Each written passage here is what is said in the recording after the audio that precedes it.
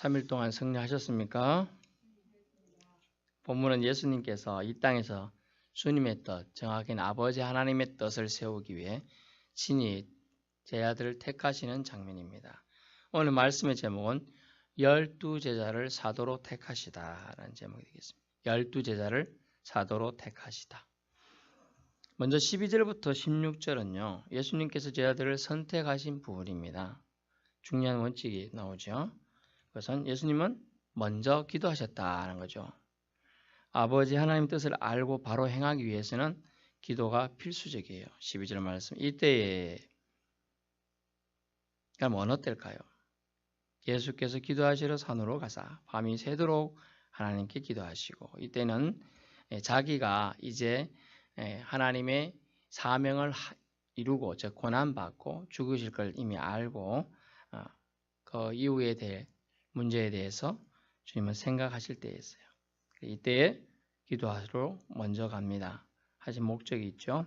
그런데 밤을 새는 기도였다. 기도 응답받을 때까지 했다는 뜻이 됩니다. 끈질긴 기도이죠. 끈질긴 기도. 집에서도 어떤 떼쓰는 아들이 있으면 귀찮아서도 들어주게 되는 것이 부모의 심정이고 또 어른들의 심정이죠. 자녀들을 볼 때. 하나님 아버지의 뜻을 바로 알고 바로 실천하고자 한 것이 예수님의 이 땅에서의 아들로서의 사명이었어요. 메신저로서의 사명. 그것을 위해서 주님은 먼저 기도하셨다. 예수님도 이렇게 무슨 일을 앞두고 기도하시는데 기도 안 하시는 것은 큰 어떻게 보면 오만이에요. 오만. 기도해야 한다는 걸 알 수 있죠. 그래서 옛날에 이런 말이 있어요. 좋은 사람과 같이 살려면 저 결혼하려면 며칠을 기도하고 또 뭐 하려면 몇 년을 기도하고 이런 게 있더라고요. 잘 생각은 안 나는데 저는 이제 좋은 사람 같이 살라고 한 6년을 기도했던 것 같아요. 중2 때부터 기도해가지고 제가 대학교 2학년 때 사모를 만났으니까요. 한 6년 만에 응답받았죠. 그래서 하나님 아버지의 뜻을 바로 알기 위해서는 기도해야 한다. 기도하지 않으면서 저 크리스찬이에요, 기독인이에요, 예수 믿는데요 할 수 없어요. 왜냐하면 기독이란 단어가 도금이 어디서 왔냐면 중국어입니다. 중국어. 그리스도를 한자로 쓰면 기독이 돼요. 기독. 그래서 기독인, 그리스도인 이런 뜻이죠.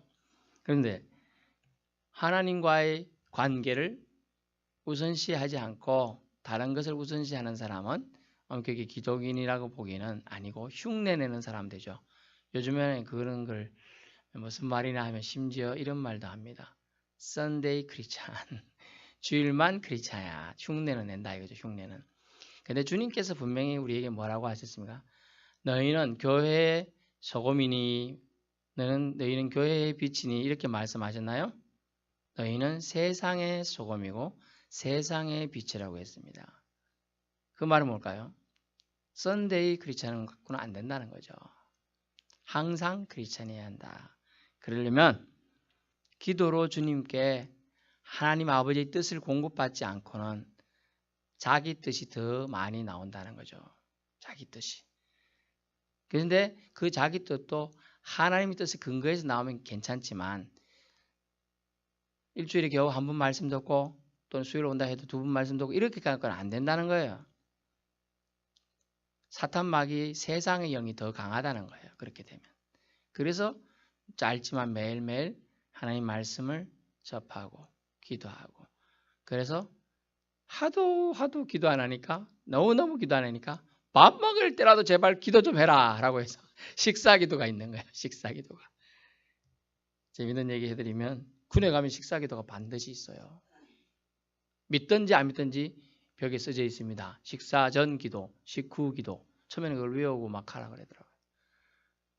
오늘 우리가 먹는 이 밥 한 톨은 농부가 피땀 흘린 땀방울의 알곡입니다. 이런 기도를 합니다. 원래 취지는 아마 기도니까요. 아마 기독교계 이래서 시작됐을 거예요. 분명히. 불교에서는 그런 거 안 하거든요.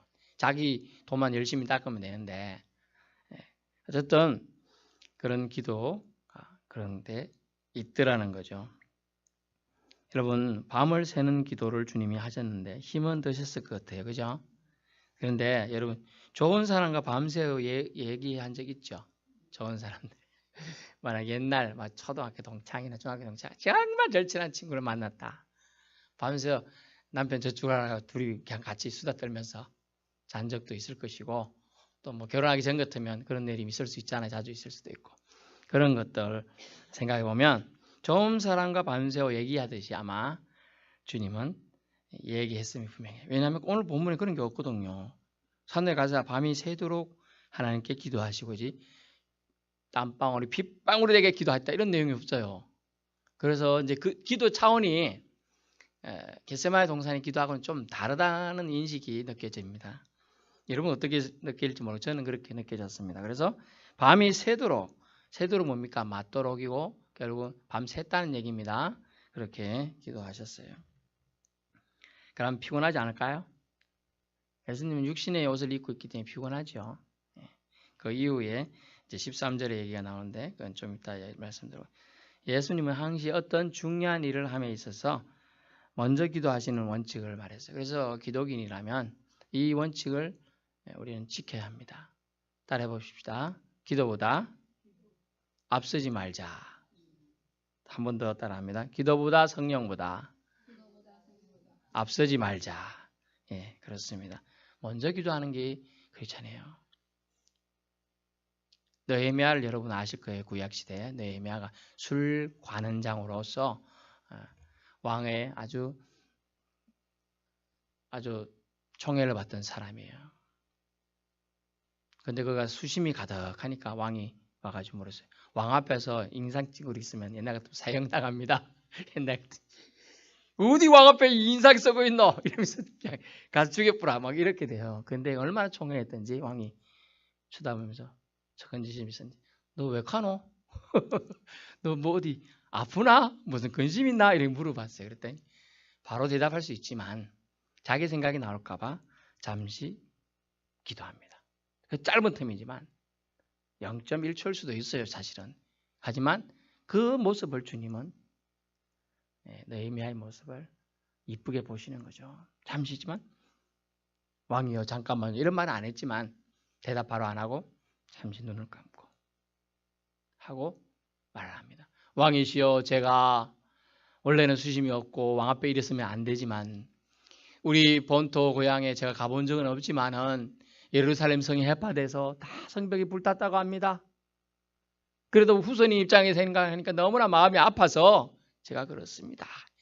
이렇게 얘기하니까 기도하고 말하는 거하고 안 하고의 차이를 제가 얘기 드릴게요. 똑같은 말을 했어요.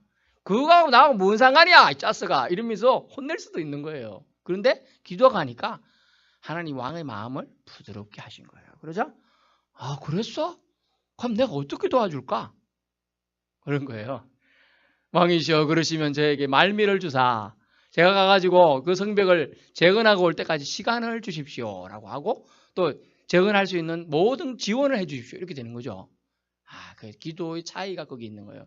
그래서 우리가 중요한 누구의 사람 만나러 갈 때 준비도 잘 해야 되죠. 뭐 PPT 준비해야 되고 모든 준비를 잘하고 가야 돼요. 하지만 더 우선시할 것은 기도하고 가야 한다는 거예요. 기도하고. 그래서 찬양에 우리가 어릴 때 제 찬양 기억나는데 오늘 집을 나서기 전 기도했나요? 또 말씀 받기 위해 감사했나요? 뭐 이런 찬양들이 있어요. 그러니까 우리가 그런 기도하고 나올 때 와서 말씀 받는 거랑 막 허겁지겁 받는 거랑 천지 차이라는 거예요. 그래서 기도는 우리 신자들의 아주 가장 베이스가 되는 기본이지만 우리 영혼을 살리고 세울 수 있는 중요한 일이다라는 걸 말해주고 있습니다. 제가 서울에서 이제 부목 시절에 좀 섬길 때 그 교회는 특별 기도가 잘하는데 1년에 한두 번 있었고요. 부활절이나 뭐 성탄절 이럴 때도 있었는데 거기는 월삭 기도회가 있어요. 월삭 기도회. 여러분은 이해하실지 모르겠지만 매달 첫날 새벽 기도를 드리는 거예요. 전교인 모든 사람 다 나와요.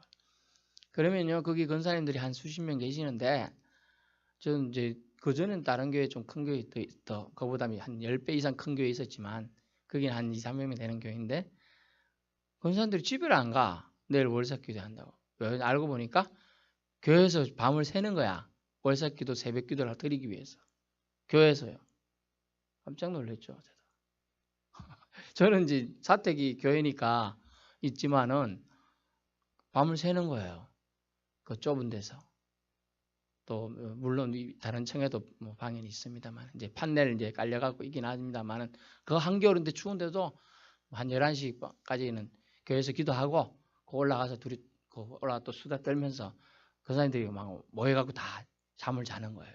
그러면서 그 새벽에 이제 기도드리면서 가면서 제가 이제 갈 때 전철역까지 데려드리는데 말을 많아요. 네가 이불 땡겨갖고 내가 잠을 잘못 잤다. 춥다. 막 이러면서 사투리. 왜냐하면 서울 사람들이지만 전라도에서 오신 분, 경상도 오신 분 사투리 다 쓰잖아요. 살아온 환경이 있으니까. 그래서 기도에 대해서 얘기를 막 하면서 그러면서도 매번 그러면서도 잘 그거 하더라는 거죠. 무슨 기도 뭐 한다 하면 밤을 새든지 그 와서 전날 자는 거예요. 그냥 집에 안 가요. 제가 당황스럽죠. 저는 교회 문을 닫아야 되는데 목사님 걱정하지 마세요. 저희가 늘 해오던 건데 저희가 닫을 테니까 먼저가 주무세요 이러더라고요. 처음에는 이제 계속 12시 성도들이 있으니까 제가 들어가지 못하고 있었어요. 근데 나중에는 원래 저러시는구나. 기도 잘하시는구나 하고 저는 올라갔죠. 예, 그렇습니다. 기도의 모습을 전에도 말씀드렸지만 우리 기도의 내용이 중요합니까? 모양이 중요합니까? 내용이 중요해요. 100%. 하지만 모습도 되게 중요하다는 거예요. 사실은. 우리가 아름다운 말을 전하는 아주 말을 합니다. 내용이죠. 말은. 근데 우리 모습이 흐질구레한 모습으로 또 막 이런 모습으로 냄새 풀풀 나는 모습으로 말하면요. 그게 어느 정도 가능성이 어떻게 되죠? 아주 희박해지고 도로 덕이 안 돼요. 그런 걸 얘기하는 거예요. 그래서 우리가 어떤 모양도 잘 갖춰야 된다. 기도할 때 모양도 필요하듯이 전도할 때 모양도 필요하고 항상 우리를 누군가가 살펴보고 있다라는 걸 의식을 가지고 있어야 돼요. 그 얘기를 지금 하는 겁니다. 그래서 예수님은 먼저 기도하심을 통해서 아버지 하나님 뜻을 바로 알기 원하셔서 기도하러 가셨는데 혼자 가셨어요. 혼자.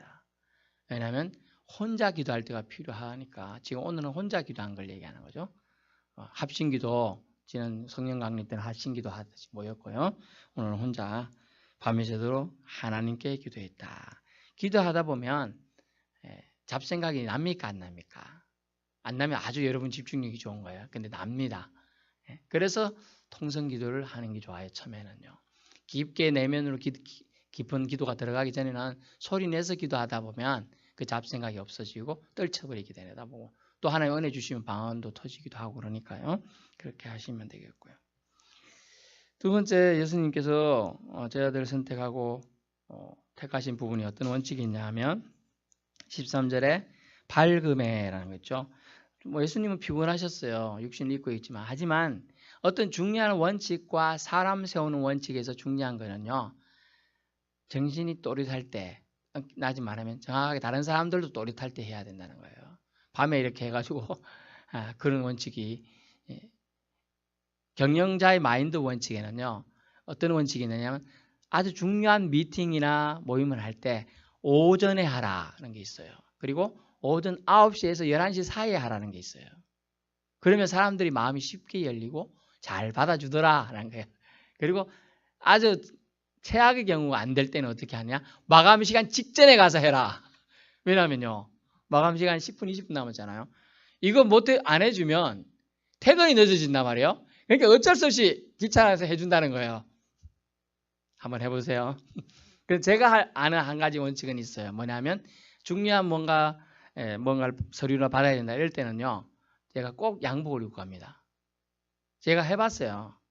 제가 보통 아저씨 스타일로 많이 살았기 때문에 아저씨처럼 옷 입고 가보고요. 가가지고 하면 아저씨 이거 받아가세요 이러고 이거 해오세요가 되게 불친절하게 하더라고요.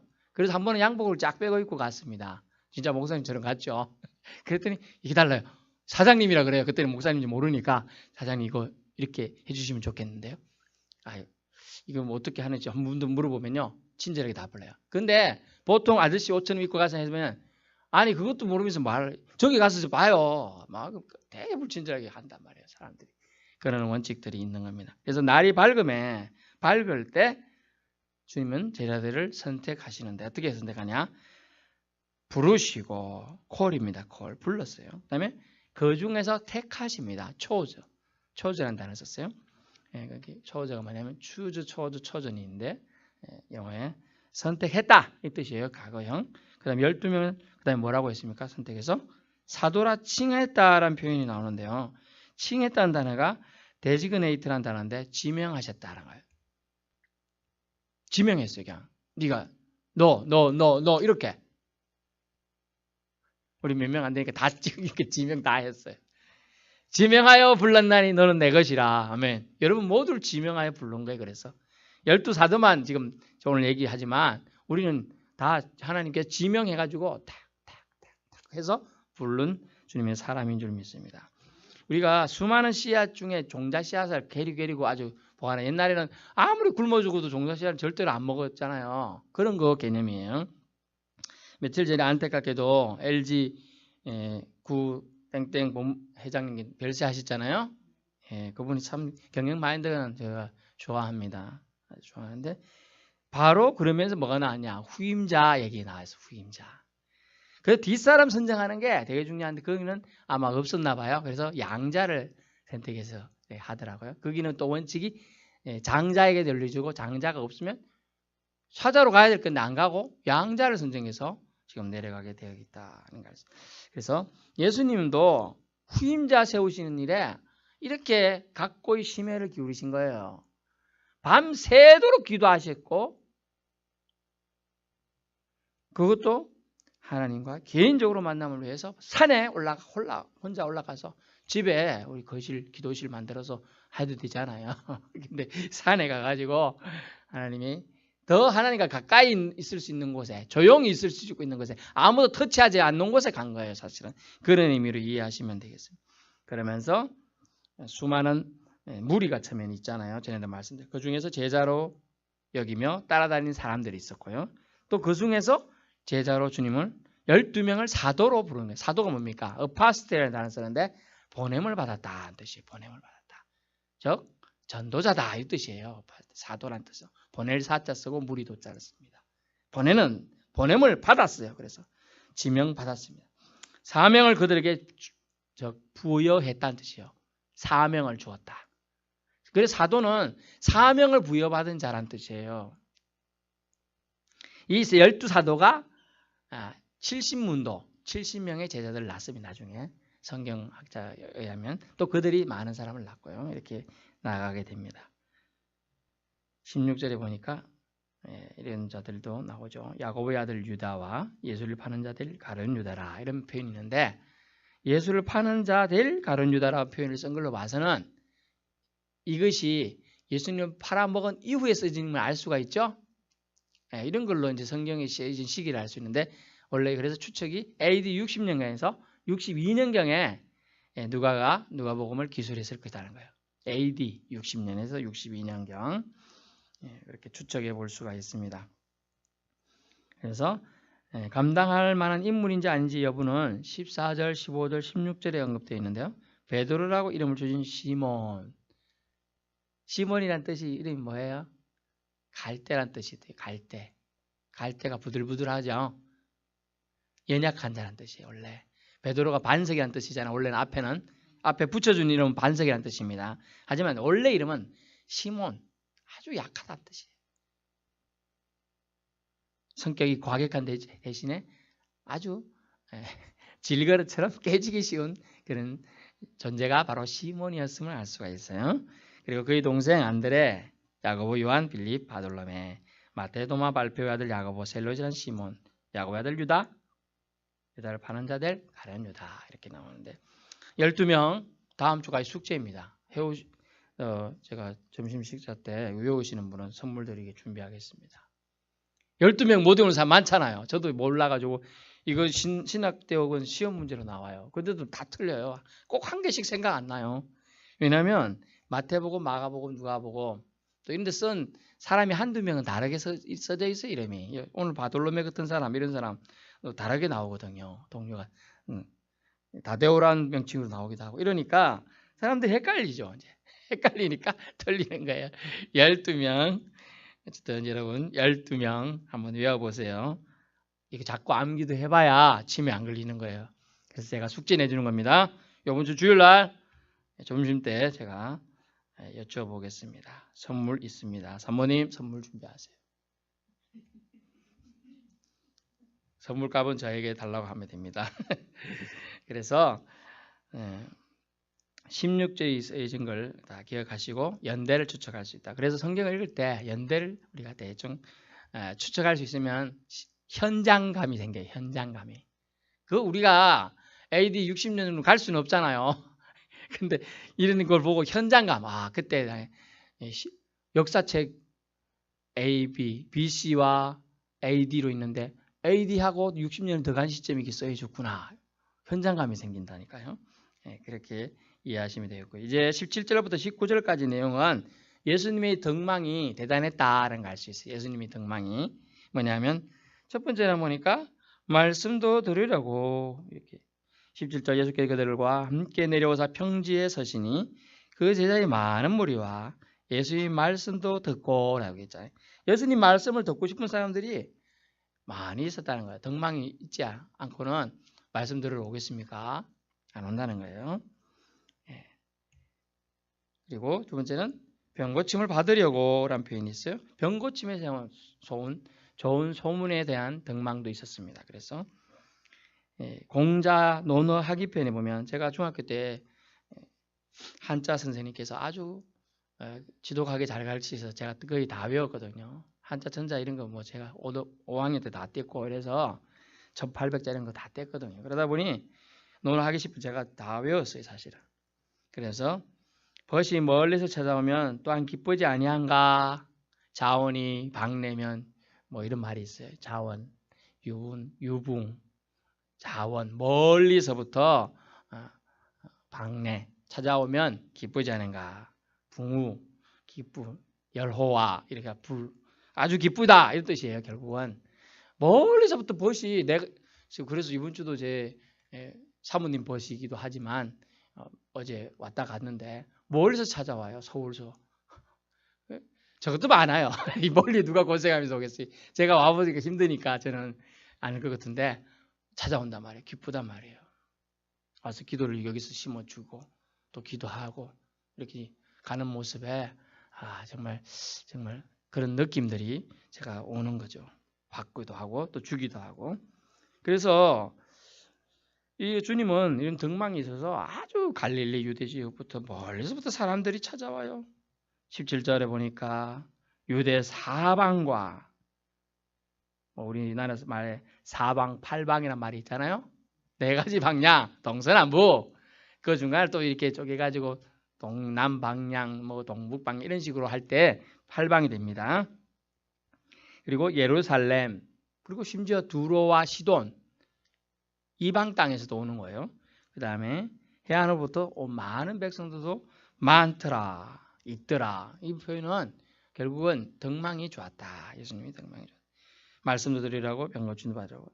결국은 뭐냐면 예수님이 등망은 나오게 하는 등망인이죠. 나오게 하는 사람. 그래서요, 여러분 생각해보세요.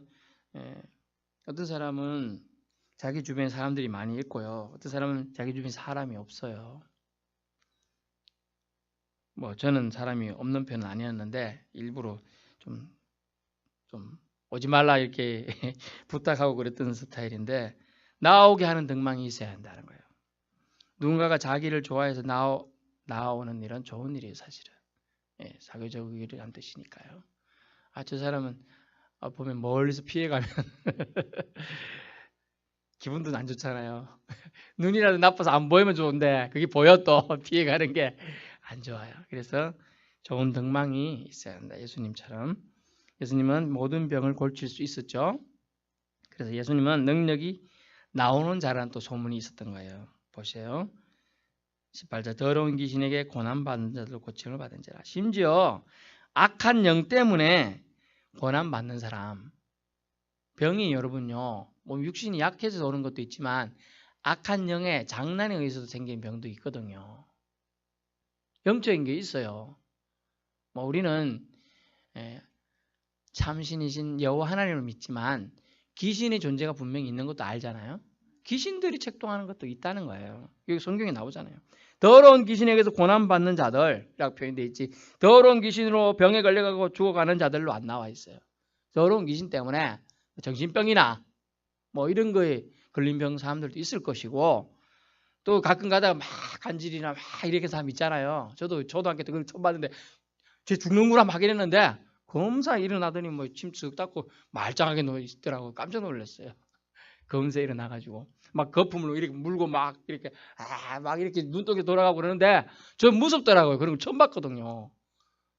예, 저보다 1년 후배인데 남자인데 이렇게 되더니 막 그냥 와 정말 무서워서 막 선생님하고 난리가 막 뛰갖고 했는데 선생님은 괜찮아 좀 지나면 괜찮을 거야 이렇게 무덤덤하게 반응해서 제가 오히려 또 놀랐는데 그렇습니다. 그런데 오늘 본문에 예수님은 이 더러운 귀신에게 고난받는 자들도 고칠 수 있는 강력한 능력의 소유자, 표현은 좀 그렇지만 능력의 하나님의 아들이었음을 알 수가 있습니다. 그래서 어떻게 나오면 19절에 온 무리가 하는 행동이 뭡니까? 예수를 만지려고 힘썼어요. 그래서 저것도 만약 진짜 그런 능력이 있다, 일제시대에 그런 능력을 해야 하는 사람이 있었다고 그래요. 그래서 뭐 한번 지나가면 막 만지려고 막 난리 나고 막 그랬다고 그러는데, 어쨌든 하나님이 능력을 부어주시는 사람 그런 능력도 행할 수가 있긴 해요. 예전에 우리나라에 우리 기독인하고 조금 거리가 있긴 합니다만은 구교인 천주교 교황이 우리나라를 방문한 적이 있죠. 그때 사람들이 가서 그 옷이라도 만지려고 얼마나 많은 사람이 몰린지 몰라요. 우리나라는 좀 그래도 교통통제나 경찰 통제를 잘하는 편입니다만은 남미 쪽에도 자주 가는데 잘 통제 안 하거든요. 막 다 부딪히고 막 애들 좀 안아달라 하고 막 엄청나게 그렇게 많이 합니다. 그렇게 하는 행동들이 뭘까요? 첫 번째는 존경해서 그렇게 했죠. 존경해서. 자기들은 교황은 뜻이 뭐예요? 황제라니까요. 황제. 황제님이 오신 거예요. 그 천주교의 황제. 말로는 아빠, 파더라고 하지만 황이란 말은 황제거든요. 황제. 그 신적인 권위를 입고 온 사람이다 뜻이니까 그 신적인 권위를 좀 받아보려고 사람들이 그렇게 벌떼처럼 몰려가고 터치해 보려고 하는 겁니다. 그래서 고침받으려는 갈망은 사람들을 행동케 함을 오늘도 알 수 있어요. 그런데 이 두 가지로 보면 예수님은 제자들을 자기가 떠나고 난 후에 하나님 나라 전파를 위해서 제자, 즉 사도를 세우는 일에 심혈을 기울였으면 알 수가 있어요. 그 심혈을 아주 그 강도가 어느 정도예요? 밤이 맞도록 새도록 그는 기도하셨다. 예수님은. 그리고 가장 우선적으로 기도하셨다는 거예요. 기도하고 주님이 움직이셨다는 거예요. 그러면 우리도 어떤 일을 함에 있어서 기도하고 어떤 일을 결정하고 움직여야 한다는 걸 오늘 주님께서 말씀해 주셨고요. 또 예수님은 모든 병을 고치고 심지어 정신병 같은 것도 또 더러운 귀신이 눌린 자도 치유하실 수 있는 능력의 소유자였다. 또 그런 덕망이 좋은 소문이 나서 각지 사람들이 몰려왔다. 멀리서. 지금 배가 여기 지금 다리가 나아졌지만 말이야. 여기 누가 왔다 하면 사람들이 육지 사람들이 헤엄쳐서라도 오는 거예요. 헤엄쳐서라도. 그런 정도의 열정을 말하는 거예요. 이 갈릴리 호수지만 바다처럼 넓다 그랬어요. 그 바다 그 배 못 타고 오는 사람은 뭐 끈이라도 땡겨가지고 오는 거예요. 그 정도로 사람들이 나오는 거예요. 그만큼 예수님이 하나님 아들이라 인식해서 온 사람도 있을 것이지만 그 덕망이 그만큼 좋게 났다는 얘기잖아요. 결국 좋은 소문이 나면 장소 불문하고 거리 불문하고 사람들을 나오게 할 수 있는 큰 장점이 있어요. 그래서 우리 교회가 그런 소문이 좀 나야 되고 우리 개인이 그런 소문이 나야 한다. 저분하고 만나면 참 내가 평안해. 같이 있고 싶은 사람이야. 이런 사람 소문이 나야 한다는 거죠. 그러므로 우리 자신뿐만 아니라 교회도 주님의 긍휼을 더욱 힘입어야 된다. 그래야 그런 소문이 난다는 거죠. 예수님은 악령도 쫓아낼 수 있는 능력자이셨습니다. 모든 병도 심지어 옷깃만 스쳐도 권능을 나타낼 수 있었으니까요. 능력의 근원은 예수님도 하나님이셨어요. 그래서 기도하시러 산에 오르사 홀로 기도하셨어요. 밤이 새도록 기도하셨어요. 이걸 또 다른 표현으로 끝장 기도라 이런 표현도 있어요. 끝장 볼 때까지. 뭐 좀 이상한 표현인데 뭐냐면 확실한 응답을 구할 때까지 끝까지 기도하라는 거예요. 끝까지. 이쯤 되면 끝났어 하고 그냥 오시면 주님이 말씀할 시간이 없어요. 그걸 듣고 와야 되는데 그냥 오시면 못 듣는 거예요. 그럼 다시 또 그 문제를 가지고 다시 와서 기도해야 돼요. 그러니까 기도를 이왕 하나님 어떤 제목에 대한 기도 제목을 주셨다. 끝날 때까지 그 기도를 잡고 그냥 부여잡아야 되는 거예요. 물론 이제 하루 밤새 되는 기도가 있고 1년이 걸리는 기도, 10년이 걸리는 기도가 있습니다만은 우리는 그 기도를 성경이 뭐라고 했어요? 끝까지 기도하되 낭망하지 않으면 이루리라는 거예요. 기도하되 낭망하지 않으면. 우리 기도의 모습은 어떤가라는 것을 오늘 되짚어보게 됩니다. 표면적으로는 12제자를 사도로 택하시는 중요한 일에 대해서 말씀하시지만 예수님은 오늘도 하나님의 아들로서 또한 하나님의 보내심을 받은 자로서 사명을 충실히 이행하고 있다는 거죠. 우리가 이 땅에 지금 살아가고 있음은 우리의 자리매김이 지금 이 자리에서 이곳에서 필요하기 때문이라는 거예요. 그렇지 않으면 우리가 사명받았음을 우리가 등한시하는 거죠. 사명받은 자로서 마땅히 행할 걸 뭔가 주님께 여쭙고 주님이 알려주셨다면 그것을 위해서 우리는 정말 열심히 경주해야 한다는 걸 말씀드립니다. 기도합니다. 주님도 기도하셨습니다. 우리가 게을러 기도하지 않으면 교만함과 오만입니다. 아버지 하나님이여 어떤 일의 우선순위에서 기도보다 성령보다 하나님의 뜻보다 앞서지 않도록 은혜 베풀어 주옵소서. 또 우리가 등망이 좋게 소문나도록 우리 영을 거룩하게 지켜주옵소서. 감사드리며 예수님의 이름으로